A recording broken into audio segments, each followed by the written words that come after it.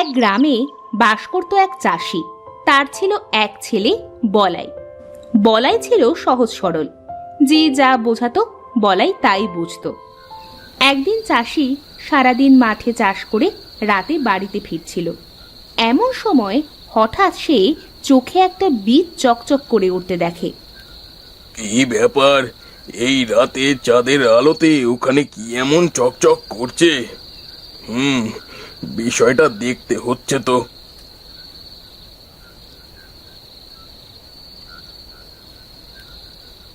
এত ছোট একটা জিনিস কিন্তু সোনার মতো চকচক করছে। দেখে তো মনে হচ্ছে এটা কোনো গাছের বীজ হবে হয়তো। যাই, এটা নিয়ে বাড়িতে যাই।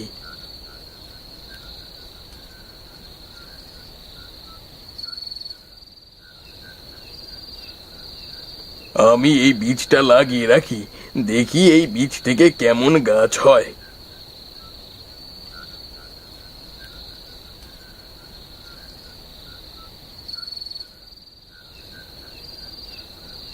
কে ওখানে? এইভাবে কে মাটি কোপাচ্ছে? ও তুমি? আমি ভাবলাম কে না কে। তা এখানে কি করছো?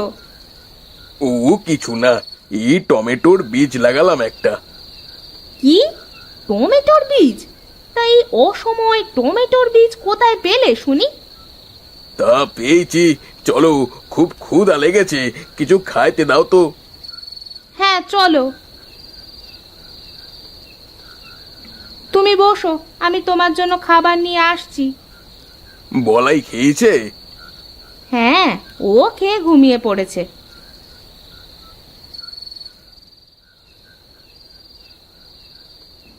এই নাও, খেয়ে নাও।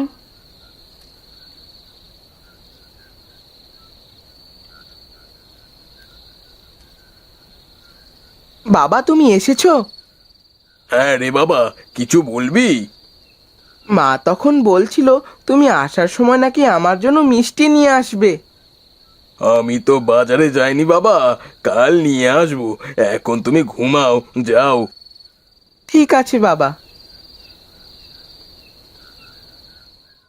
পরের দিন সকালে গোপাল ঘর থেকে বের হয়ে এসে দেখে বীজ লাগানোর জায়গায় একটা ছোট গাছ বের হয়েছে।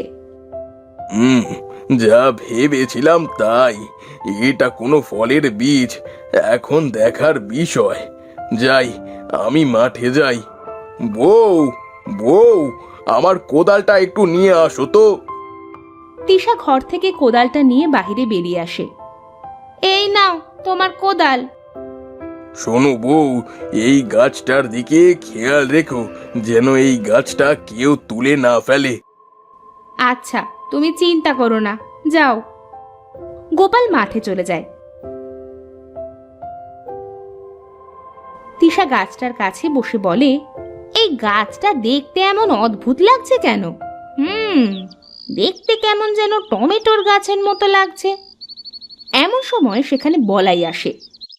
মা, ও মা, এখানে তুমি কি করছো? কি আর করব, তোর বাবার গাছ পাহারা দিচ্ছি। শোন, তুই এই গাছটা সারাদিন পাহারা দিবি। দেখবি এই গাছটাকে যেন কিছুতে না খেয়ে যায়। খেয়ে গেলে তোর বাবা বকা দিবে। আমি গেলাম। তিশা এই বলে সেখান থেকে চলে যায়। বলাই গাছটার কাছে বসে থাকে। এইদিকে গোপাল মাঠে জমিতে কাজ করছিল। এমন সময় সেখানে নিতাই আসে। ও গোপাল দাদা, তা সকাল সকাল মাঠে চলে এসেছো দেখছি। তা আসলাম, কাজ তো করতে হবে। তা ঠিক, কাজ না করলে খাবে কি? তাই জমিটা চাষ করতে কত টাকা ঠিক করেছো? 10 টাকা দাদা। তা বেশ, তাহলে থাকো, আমিও যাই গো, আমারও অনেক কাজ আছে। এই বলে নিতাই চলে যায়।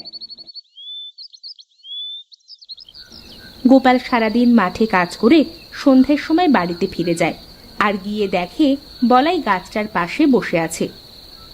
এই কি, গাছটা কত বড় হয়ে গেছে! আর বাবা বলাই, তুই এখানে বসে আছিস যে? মা বলেছে এই গাছটা পাহারা দিতে, যেন কিছুতে এসে খেয়ে না যায়। আর বাবা দেখো, গাছটা একটু একটু করে কত বড় হয়ে গেছে। তাই তো দেখছি। আচ্ছা চল বাবা, ঘরে চল।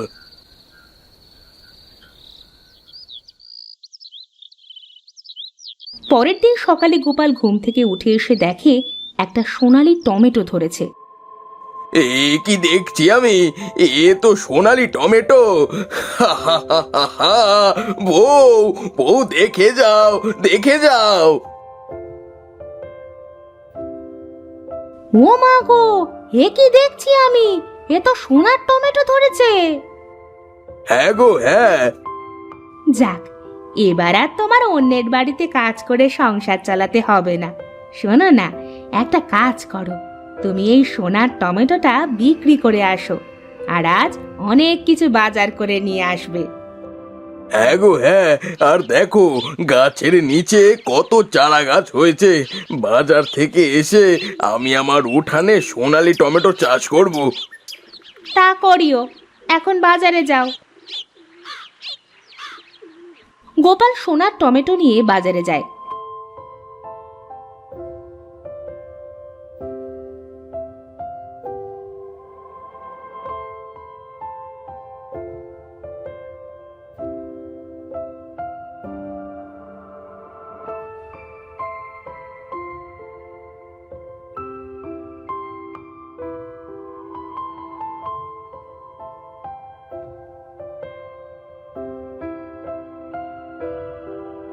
বউ, ও বউ, এই দেখো কত বড় মাছ কিনেছি। অনেক সুন্দর তো মাছটা, দাও দাও। ধরো মাছটা ধরো, আর এই নাও টাকাগুলো ধরো। তিশা মাছ নিয়ে ঘরে চলে যায়। একটা গাছে একটা সোনার টমেটো হয়েছে, তাহলে আরো লাগালে আরো বেশি হবে। যাই, চারা গাছগুলো তুলে লাগিয়ে ফেলি।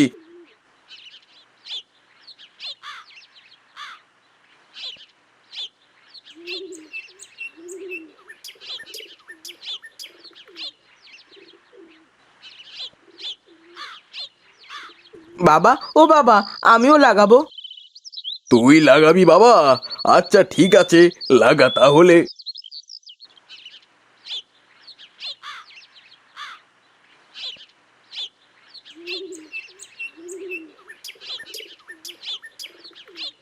হ্যাঁ, এবার হলো আমার সোনালি টমেটোর বাগান।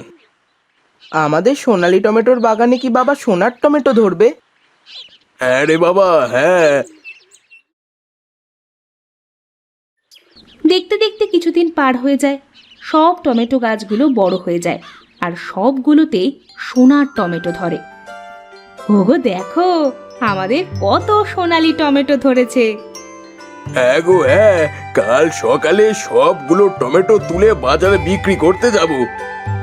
ওগো, আমার জন্য একটা শাকনলি হার বানিয়ে দেবে? দিব বউ, সব দিব। আগে সোনালি টমেটো গুলো বিক্রি করে নি। আচ্ছা ঠিক আছে, চলো এখন খাবার খাইবে।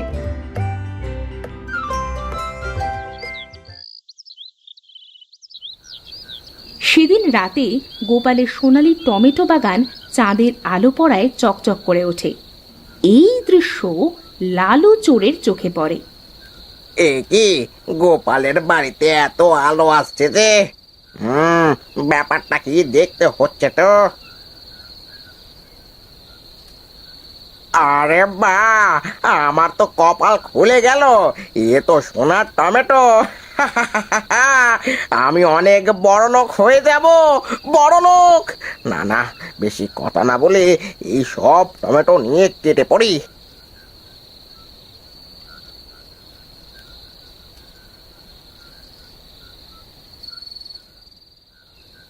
লালু গাছের সব টমেটো একটা বস্তার মধ্যে তুলে নেয়, তারপর সেখান থেকে চলে যায়।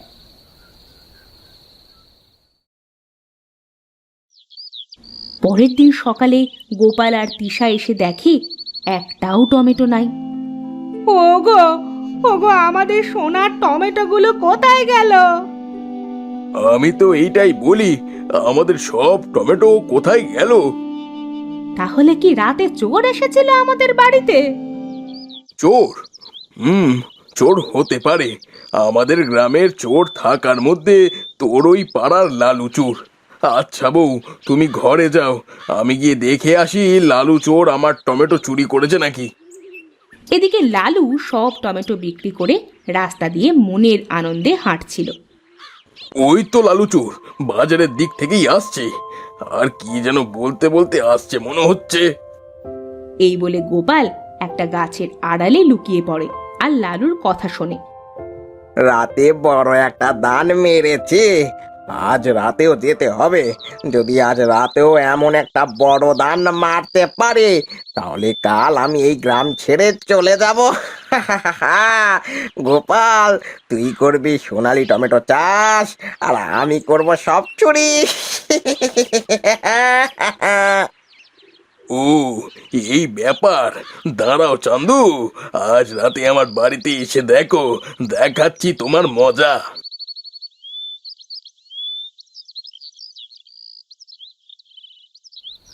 সেদিন রাতে লালু আবার আসে গোপালের বাড়িতে। তারপর যেই টমেটো তুলতে যায়, এমন সময় একটা কণ্ঠস্বর ভেসে আসে। আজ যে তোর রক্ত খাবো আমরা।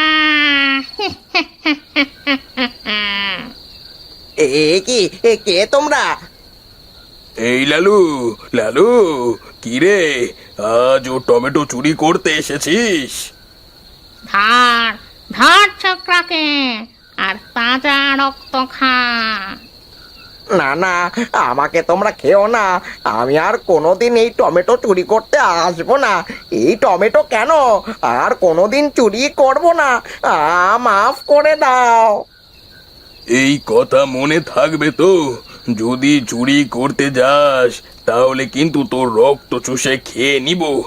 যা, পালা এখান থেকে। লালু দৌড়ে সেখান থেকে পালিয়ে যায়। এমন সময় গোপাল আর তিশা টমেটো গাছের মধ্যে থেকে উঠে বলে,